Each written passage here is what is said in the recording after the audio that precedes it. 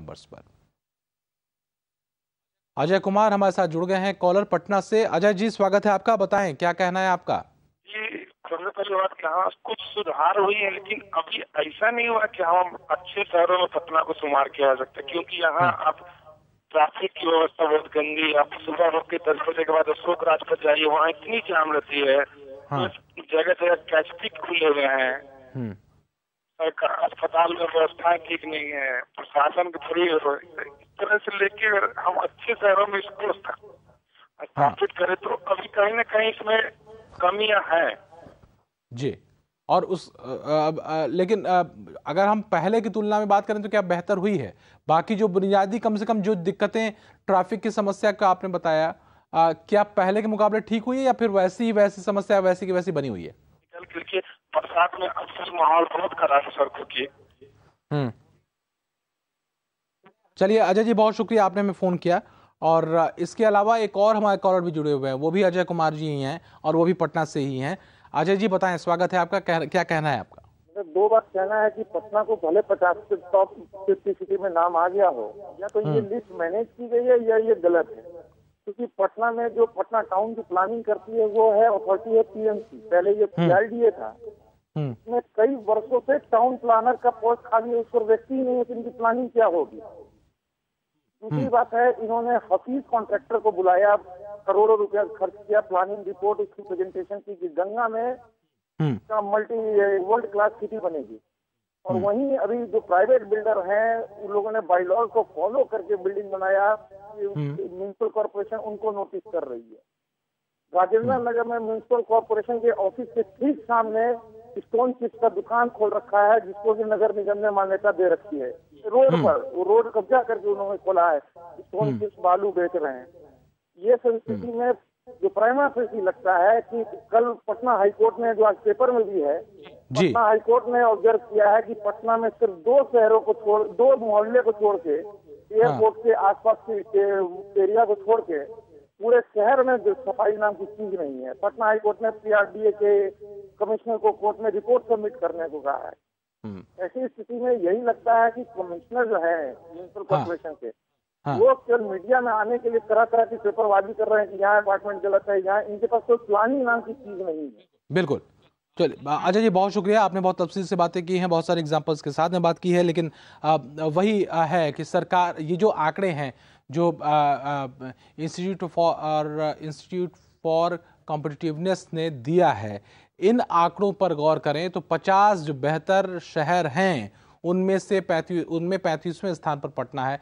लेकिन साहब, अगर पटना की स्थिति और पटना में जो दिक्कतें या परेशानियां जो बनी हुई हैं, मुसलसल चली आ रही हैं, अगर उस पर गौर करें तो लगता नहीं है कहीं से कि पटना वास्तव में जो वो उस स्तर तक कभी पहुंच पाया है जिसको कि आप बेहतर स्थिति कह सकते हैं। हमारे साथ एक और कॉलर जुड़े हुए हैं, वीरेंद्र कुमार जी हैं, वो भी कुछ कहना चाहते हैं इस मसले पर। वीरेंद्र जी, स्वागत है आपका, बताएं क्या कहना है। हमको कहना है कि पटना में जो ट्रैफिक व्यवस्था है, जो यहाँ टेम्पू है, रिक्शा है और ठेला है, इसको अलग लेन बना दिया जाए और जो बाकी जो गाड़ियां हैं एक लेन में किया जाए तो ये ट्रैफिक व्यवस्था यहाँ का सुधारा जा सकता है। दूसरा, यहाँ जल जमाव की जो समस्या है ड्रेनेज की, वो बहुत से मोहल्ला में हम देखते हैं कि पानी लगा हुआ है। और घर का पानी माने रोड पर आ जा रहा है। इसके लिए एक शहर का प्लान बना जाए, मास्टर प्लान बनाकर इसको कहीं किसी सार्वजनिक जगह पर या किसी नाला वाला में इसको बड़ा ड्रेनेज बनाकर इसको प्लानिंग के तहत तब पटना को हम सही रूप में और विकसित कर सकते हैं। और ये रैंकिंग आपका दिखा रहा है कि 50 शहरों में पटना का 35वां स्थान है। हमको नहीं लगता है कि अभी उस स्थिति में पटना अभी पहुंचा है। ठीक, वो पैरामीटर जिसके आधार पर किसी भी शहर को आप बेहतर शहर कह सकते हैं, उसमें फिलहाल पटना जो सुविधाओं के आधार पर अगर देखा जाए, चाहे वो सड़क के स्थिति की बात करें, खास करके जो ट्रैफिक जैम की समस्या है जिससे रोज़ परेशान लोग होते हैं, उसकी बात करें, बुनियादी सुविधाओं की बात करें, अभी भी वो जस की तस वैसे ही लोगों के लिए चुनौती बनी हुई हैं। आरपी सिंह साहब हमारे साथ जुड़े हुए हैं पटना से, वो भी कुछ कहना चाहते हैं। आरपी सिंह साहब, स्वागत है आपका, बताएं क्या कहना है, आपको लगता है पटना बेहतर हुआ है?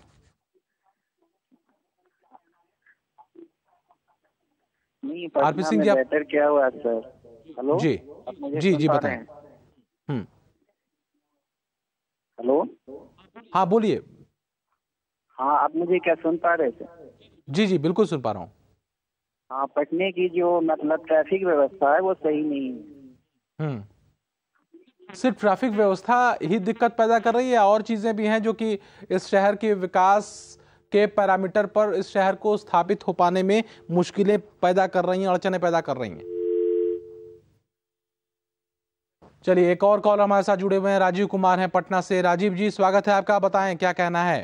हमारा कहना है पार्किंग की समस्या जो बता रहे हैं जी। पार्किंग में सरकार हमेशा जब भी कोई अपनी स्कीम लाती है मीडिया में काफी हाईलाइट किया जाता है कि ये शहर में विकास हो रहा है, उसकी सफलता असफलता को आकलन करके कभी रिपोर्ट नहीं आती है। सरकार ने करोड़ रुपए खर्च करके हॉक आई करके कैमरा लगाया चौक चौराहों पर, हाँ, उसकी क्या यूटिलिटी है, उसको किस तरह से सरकार यूज कर रही है, कोई रिपोर्ट नहीं है, उससे कोई फर्क नहीं पड़ा इसमें। आप कभी भी शाम के सुबह से लेकर शाम के बीच में कभी भी महावीर मंदिर के पास गोलंबर पे चले जाए, स्टेशन के पास, जी, वहाँ बेतरतीब ढंग से ऑटो वाले खड़े किए रहते हैं, ट्रैफिक पुलिस वहाँ खड़ी रहती है, पैसा उनसे उगाही करती है, लेकिन उनकी पार्किंग को नहीं देखती है। ऐसे में कैसे हमारा पटना उस स्तर का बनेगा?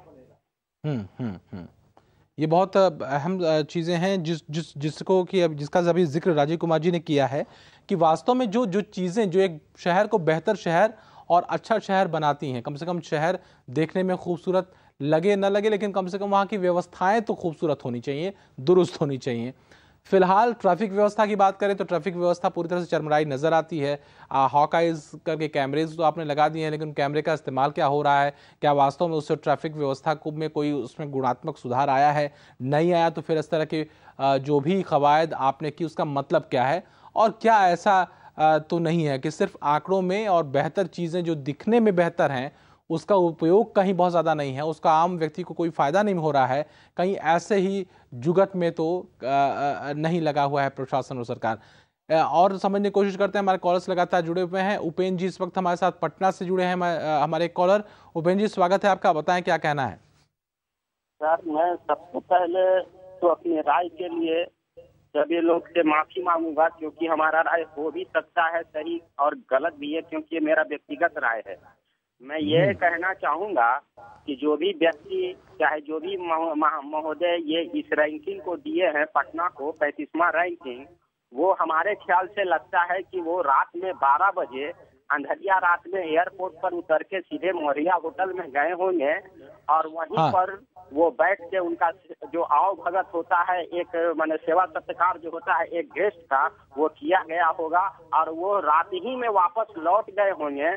तभी इसी आधार पर हमको लगता है कि वो पटना के बारे में इस तरह का रैंकिंग देके चले गए। जबकि हकीकत ये है कि हमसे पूछा जाए तो पटना जो है हिंदुस्तान के शहरों में माने शहर के लायक ये है ही नहीं ये जगह। यहाँ यदि सही कहा जाए रैंकिंग के मामले में ये टॉप है, तो भ्रष्टाचार के मामले में एजुकेशन पिछड़ा है, स्वास्थ्य पिछड़ा है, बेरोजगारी पिछड़ा हुआ है, माने जितने भी मूलभूत सुविधाएं हैं इंसान के लिए वो सारे चीज में कुछ पिछड़ा हुआ है। ये मेरा व्यक्तिगत राय है सर। चलिए उपेंद्र जी, बहुत जो है आपने विस्तार से बताया है कि कहाँ कहाँ कमियां हैं, और साथ ही एक आलोचनात्मक टिप्पणी भी आपकी इस रिपोर्ट पर। और एक कॉलर और हमारे साथ जुड़े हुए हैं, वो भी कुछ कहना चाहते हैं। जी, सबसे पहले अपना नाम बताइए। जी, हमें सुन पा रहे हैं आप? हेलो जी, सोनू जी, आप हमें सुन पा रहे हैं? जी सर, नमस्ते सर। नमस्कार, बताएं जी। पहले क्या कहना है आपका? में बहुत तो विकास हुई है, हाँ, लेकिन हाँ, मेरा कहना यही है सर कि पटना अभी जो 50 शहरों से मतलब कि अति शामिल हुई है,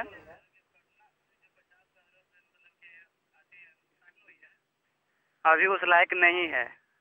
चलिए सोनू जी, बहुत शुक्रिया। अभी उस लायक नहीं है। पैरामीटर्स जिस जो पैमाना है विकास का या बेहतर शहर का, उसमें ज़्यादातर जो हमारे पटनावासी जो दर्शक हैं वो ये कह रहे हैं कि अभी भी बहुत कुछ किया जाना बाकी है और कुछ दिशा में तो कुछ किया ही नहीं गया है।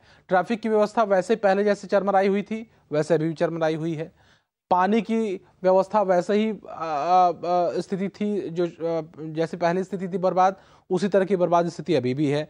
बिजली की समस्या से तो खैर सरकार ये कहती है कि बिजली चूंकि मामला केंद्र का है इसलिए हम इसमें बहुत ज़्यादा कुछ कर नहीं सकते। कोशिश अपनी तरफ से पूरी करते हैं, कोशिश ये रहती है कि बिजली मिले, लेकिन बिजली भी नहीं मिल पाती है।